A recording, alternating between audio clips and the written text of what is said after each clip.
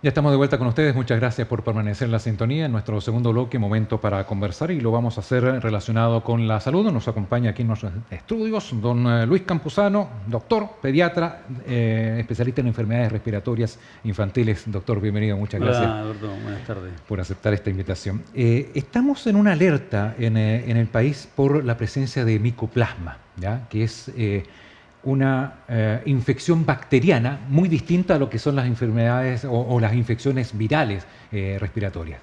¿Cuál es la diferencia? Claro, mira, lo que pasa es que el micoplasma es una bacteria intracelular pequeña ¿Ya? y habitualmente, clásicamente, se describe que produce cuadros de tos intensa en los escolares y adolescentes. Pero cuando hay epidemias, como que abarca otro grupo etario, los preescolares más pequeños, Ah, perfecto. y típicamente produce mucha tos. Tos, a veces al principio produce fiebre, dolor de cabeza, en este grupo de escolar, adolescente, y tos persistente. Ya. Tos persistente, 10 días y en acceso intenso, como la tos convulsiva, es parecido. Pero ¿cómo poder diferenciarla? Porque las infecciones virales igual producen tos. Claro, hay que ver al clínico, el clínico Ya. que ya está acostumbrado a ver estos cuadros. Bueno, nosotros somos más o menos capaces de diferenciar la influenza, los Claro. parainfluenza o el coronavirus. Son muy parecidos, pero tienen cosas distintas. Por ejemplo, la influencia, típicamente la influenza te va a producir fiebre alta, 3, 4 días, dolor muscular, decaimiento, un poco congestión nasal, poco dolor de garganta. Bueno, eso como la influenza. Y es también en la etapa escolar en lo más frecuente y caen varios niños del curso. Ya. Entonces te cuentan las mamás que, doctores, que hay 3 niños más enfermos con fiebre. Eso probablemente es influenza. Síntomas y signos, listo. Claro. Ya. Eso es, y se produce como en epidemia. La influenza es frecuente como en marzo y como en septiembre, igual que los parainfluenza. Los parainfluenza son muy parecidos, una fiebre alta, Ya. dolor de cabeza, dolor de garganta, pero el parainfluenza a veces se acompaña de conjuntivitis y disfonía, y te duele mucho la garganta. A los escolares les duele mucho la garganta y se ponen disfónicos. Eso probablemente es un parainfluenza. Perfecto. Para entrar, que esos son como los más frecuentes. Y el micoplasma produce lo mismo, produce fiebre alta, dolor de cabeza, pero el niño empieza a toser.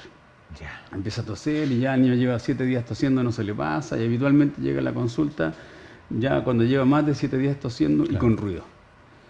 Y eso a nosotros, y generalmente es un escolar, adolescente, con tos intensa, ese cuadro ya tiene más cara de micoplasma. A veces al principio el micoplasma produce fiebre y a veces no produce fiebre tan persistente, a veces produce fiebre 2 o 3 días, pero la tos persiste y el niño tiene exceso de tos y se siente un poco ahogado y obviamente aquellos niños que son alérgicos, que tienen antecedentes de asma, se obstruyen más y la tos persiste mucho. Y lo otro es que es muy contagioso, en las familias se contagian y también a veces en los colegios. Estamos viendo que son casi síntomas equivalentes. Ustedes los especialistas saben la diferencia. Claro. ¿Cómo podemos detectar la diferencia en el sentido en la parte clínica? ¿Ya?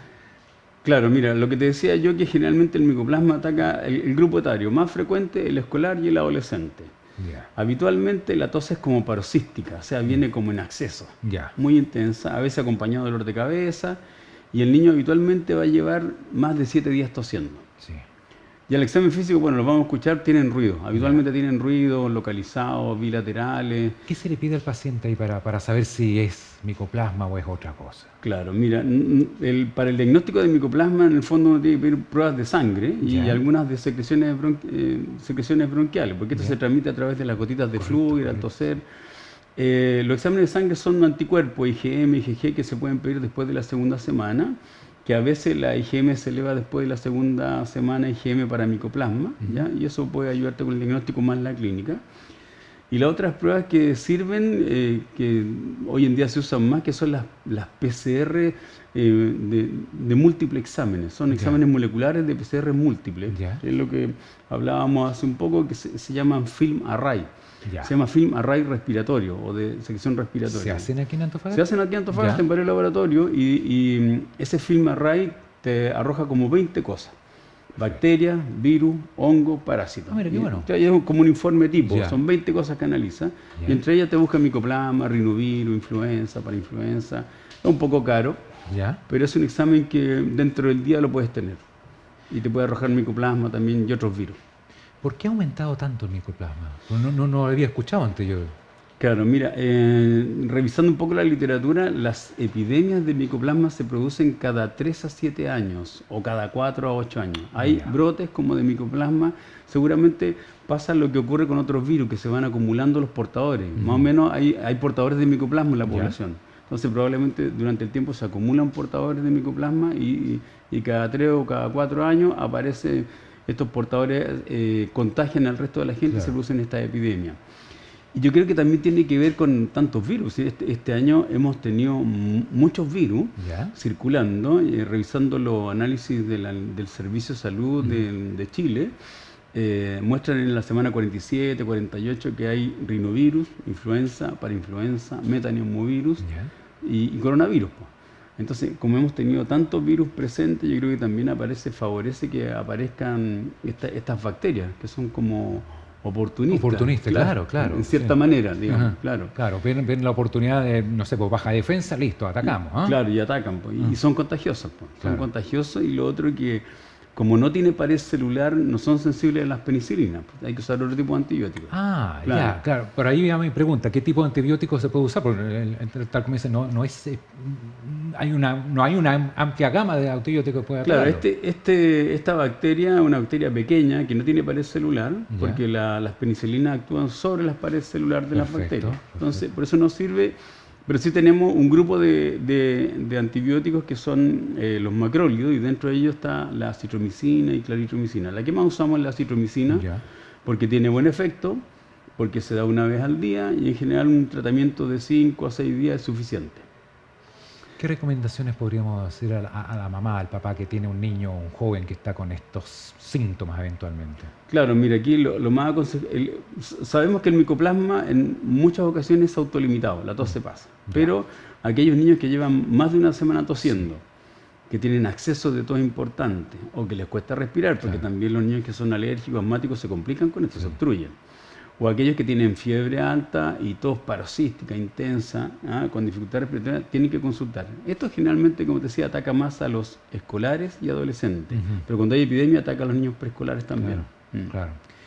Siempre es la recomendación usar mascarilla, lavarse bien las manos. Sí, mira, aquí el Algo que lavado de manos es algo que aprendimos fundamental. en la No, pandemia, lo aprendimos en la claro. pandemia y hay que, yo creo que mantenerlo el resto de nuestra vida. El lavado de manos es fundamental, y sobre todo la gente donde trabaja muy hacinada, yo creo que es recomendable usar mascarilla. Claro, Sí. nosotros, bueno, los SFAM no se usa mascarilla por indicaciones del servicio, pero yo que atiendo pacientes, como soy broncopulmonar, que atiendo pacientes que llegan Claro. tosiendo a la consulta todos Claro, los días, claro. uso mascarilla todos los días. Sí.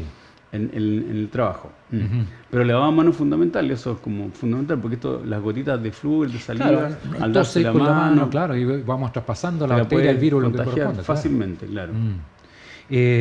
¿Han habido casos de micoplasma acá en la zona, no? Sí, hay casos. Generalmente cuando llegan estos niños se hospitalizan por dificultad respiratoria, por fiebre muy alta. Claro. Entonces en esos casos ahí hospitalizados se le hacen análisis, ya sea se busca neumococo, que el micoplasma es como la primera a segunda causa de neumonía en los escolares Sí, y claro. adolescentes. El segundo es el neumococo, es la bacteria típica que se trata con penicilina. Entonces, cuando terminan hospitalizados estos chicos, habitualmente se les hace test de FilmArray o IgM. Y claro, hay neumonías por micoplasma, y también en Chile ha habido niños hospitalizados Claro. por micoplasma. De hecho, ya hay una niña, un niño, no sé, falleció por Que falleció. neumonía, claro. Sí, Mm. exactamente. Bueno, a estar atentos entonces, este tipo de recomendaciones que nos da el doctor Luis Campuzano, a estar atento con ello, en el sentido de que acudir a los médicos si están estos síntomas presentes. ¿Mm? Claro, sí, yo creo que la recomendación es, si la tos persiste más de 7 días, si tiene dificultad respiratoria, si se acompaña de fiebre alta o compromiso del estado general, está muy decaído. A veces los niños van con fiebre 3 días, están decaídos, y me dicen, doctor, pero si tiene apenas un poco tos. Claro. No, pues ya 3 días muy decaídos, hay que tomarle radiografía. Siempre relacionamos las enfermedades respiratorias con el invierno, pero este está en esta época, ¿no? Claro, el micoplasma viene como desde el invierno hasta ahora, como hasta la primavera. Claro. Y en otros países aparece como a fines del verano y otoño, así que como cuando hay epidemias, como que cambia un poco la epidemiología.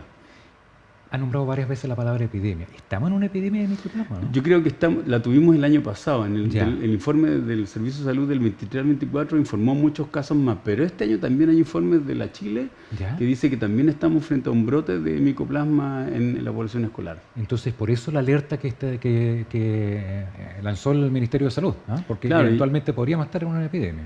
Y justamente como falleció un pacientito escolar, parece, por esto es mejor consultar frente a estos síntomas, dejarle digamos, esa recomendación a los papás.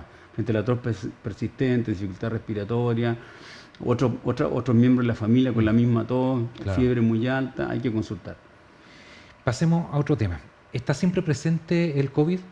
Sí, Hay que estar siempre atento al COVID. hay que estar siempre atento. Bueno, como ya sabemos, el COVID ahora es parte de nuestra Claro, endémico, tipología ¿no? de virus habitual que tenemos, y lo que recién yo te comentaba, que en el informe del Servicio de Salud están los rinovirus, influenza, parainfluenza, el metaneumovirus y también el COVID. Tenemos Ya. COVID en forma permanente en nuestra población. Lo que pasa es que donde la mayor parte de la población se vacunó, Se vacuna, claro. ya como que no da tanta importancia clínica. Ya, perfecto. Ya la gente no termina hospitalizada, no se complica tanto. ¿Por qué? Porque la mayoría están vacunados. Entonces, muchos pasan con síntomas en su casa. Tienen tos, dolor de Claro. garganta, congestión. Quizás se sienten mal un día, 2 días, guardan reposo y ya después siguen su vida habitual. ¿Deberíamos volver quizá a una campaña de vacunación como la influenza anualmente? Yo creo que sí, Ya. porque acuérdate que esto va a ir cambiando en el tiempo. Siempre aparecen serotipos de los mismos virus que así como la influenza va cambiando su serotipo en algunas partes de su proteína, y por eso que hay que revacunarse, y la vacuna se hace con el último virus que apareció el año pasado. Entonces probablemente con el coronavirus también va a pasar lo mismo, ir revacunándose casi todos los años con el serotipo que vaya apareciendo. Correcto. Doctor, queremos agradecerle estos minutos. ¿Ah? No, gracias a ustedes. Ya. Muchas gracias por su gentileza. ¿eh? Gracias. Nos acompañó el doctor Campuzano, Luis Campuzano, pediatra, especialista en enfermedades respiratorias infantiles, aquí en la entrevista. Hacemos pausa, ya retornamos con más informaciones.